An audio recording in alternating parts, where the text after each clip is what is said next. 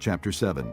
When Solomon finished praying, fire came down from heaven and consumed the burnt offering and the sacrifices, and the glory of the Lord filled the temple. The priests could not enter the temple of the Lord because the glory of the Lord filled it. When all the Israelites saw the fire coming down and the glory of the Lord above the temple, they knelt on the pavement with their faces to the ground, and they worshipped and gave thanks to the Lord, saying, He is good. His love endures forever. Then the king and all the people offered sacrifices before the Lord. And King Solomon offered a sacrifice of 22,000 head of cattle and 120,000 sheep and goats. So the king and all the people dedicated the temple of God. The priests took their positions, as did the Levites with the Lord's musical instruments, which King David had made for praising the Lord, and which were used when he gave thanks, saying, His love endures forever. Opposite the Levites, the priests blew their trumpets, and all the Israelites were standing. Solomon consecrated the middle part of the courtyard in front of the temple of the Lord, and there he offered burnt offerings and the fat of the fellowship offerings, because the bronze altar he had made could not hold the burnt offerings, the grain offerings, and the fat portions. So Solomon observed the festival at that time for 7 days, and all Israel with him, a vast assembly, people from Lebo-Hamath to the Wadi of Egypt. On the 8th day they held an assembly, for they had celebrated the dedication of the altar for 7 days, and the festival for 7 days more. On the 23rd day of the 7th month, he sent the people to their homes, joyful and glad in heart for the good things the Lord had done for David and Solomon, and for his people Israel. When Solomon had finished the temple of the Lord and the royal palace, and had succeeded in carrying out all he had in mind to do in the temple of the Lord and in his own palace, the Lord appeared to him at night and said, I have heard your prayer, and have chosen this place for myself as a temple for sacrifices. When I shut up the heavens so that there is no rain, or command locusts to devour the land, or send a plague among my people, if my people, who are called by my name, will humble themselves and pray and seek my face and turn from their wicked ways, then I will hear from heaven and will forgive their sin and will heal their land. Now my eyes will be open and my ears attentive to the prayers offered in this place. I have chosen and consecrated this temple so that my name may be there forever. My eyes and my heart will always be there. As for you, if you walk before me as David your father did, and do all I command, and observe my decrees and laws, I will establish your royal throne, as I covenanted with David your father when I said, You shall never fail to have a man to rule over Israel. But if you turn away and forsake the decrees and commands I have given you, and go off to serve other gods and worship them, then I will uproot Israel from my land, which I have given them, and will reject this temple I have consecrated for my name. I will make it a byword and an object of ridicule among all peoples.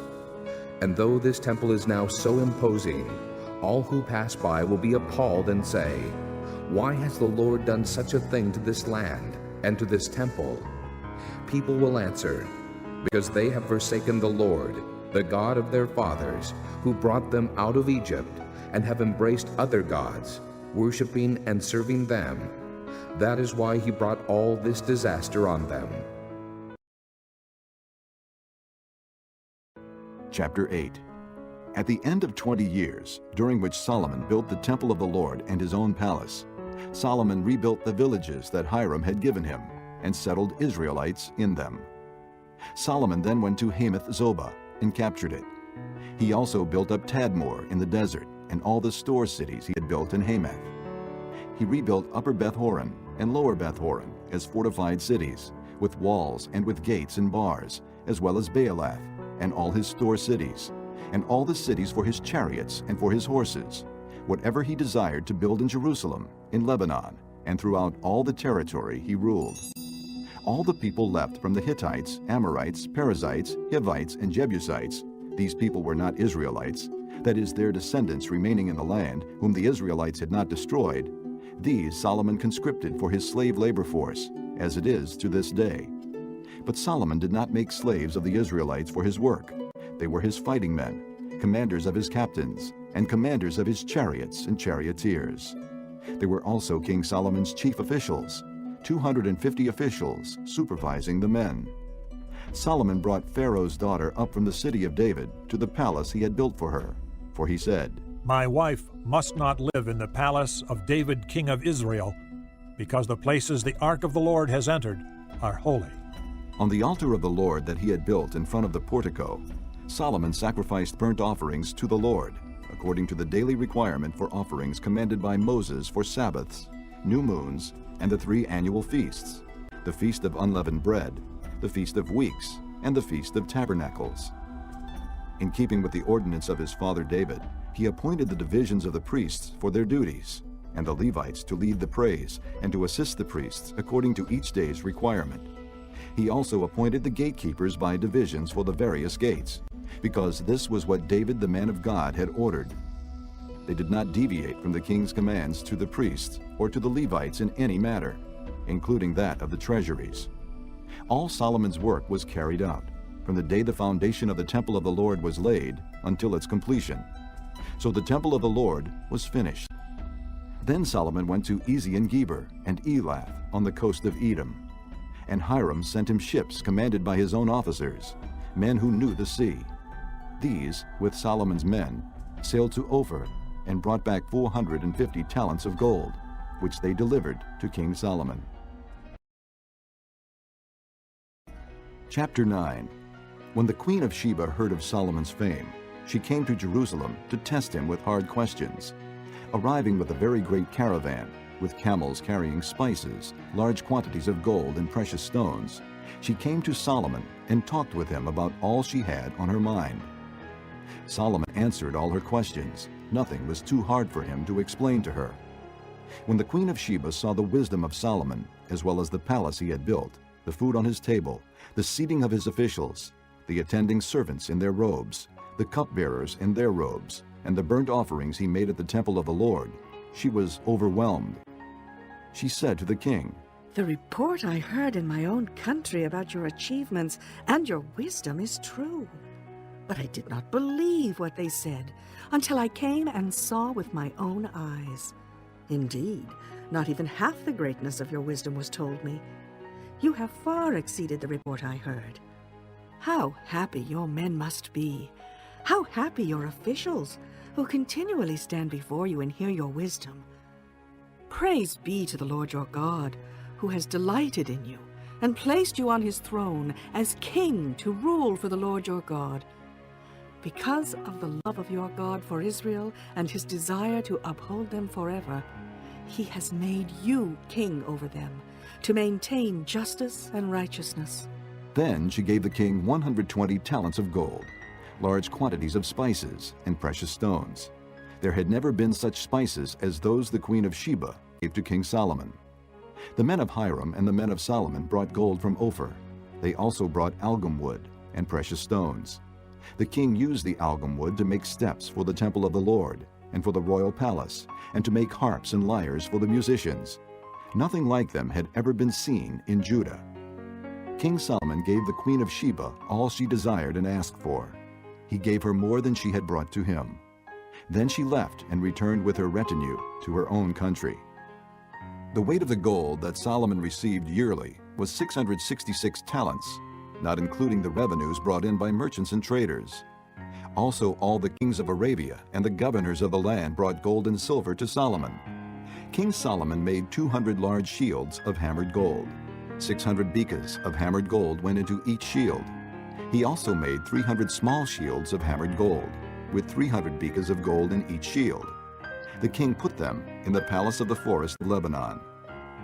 Then the king made a great throne inlaid with ivory and overlaid with pure gold. The throne had 6 steps, and a footstool of gold was attached to it. On both sides of the seat were armrests, with a lion standing beside each of them. 12 lions stood on the 6 steps, one at either end of each step. Nothing like it had ever been made for any other kingdom. All King Solomon's goblets were gold, and all the household articles in the palace of the forest of Lebanon were pure gold. Nothing was made of silver, because silver was considered of little value in Solomon's day. The king had a fleet of trading ships manned by Hiram's men.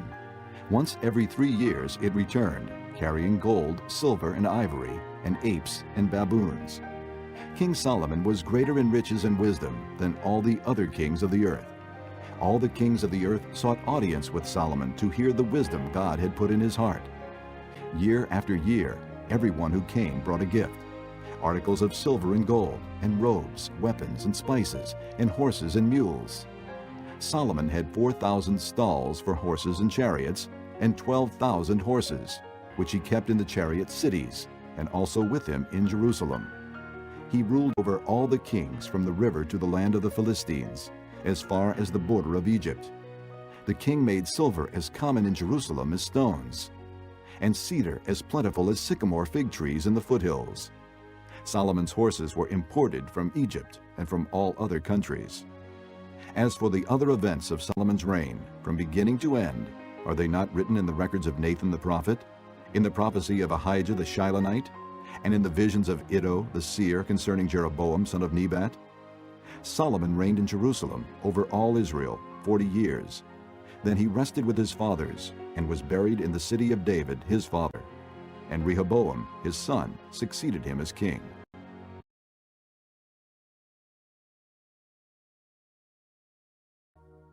Chapter 11. Now, a man named Lazarus was sick. He was from Bethany, the village of Mary and her sister Martha. This Mary, whose brother Lazarus now lay sick, was the same one who poured perfume on the Lord and wiped his feet with her hair. So the sisters sent word to Jesus. Lord, the one you love is sick. When he heard this, Jesus said, This sickness will not end in death. No, it is for God's glory, so that God's Son may be glorified through it. Jesus loved Martha and her sister and Lazarus. Yet when he heard that Lazarus was sick, he stayed where he was 2 more days. Then he said to his disciples, Let us go back to Judea.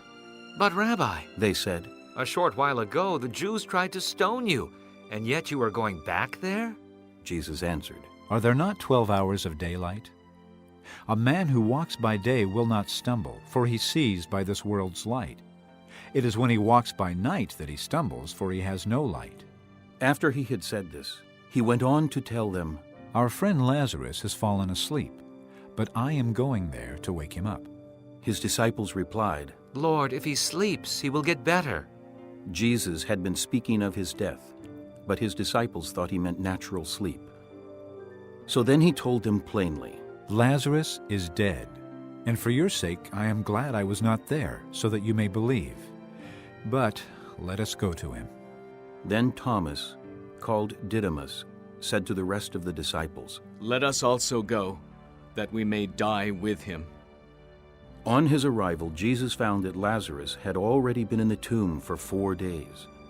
Bethany was less than 2 miles from Jerusalem, and many Jews had come to Martha and Mary to comfort them in the loss of their brother.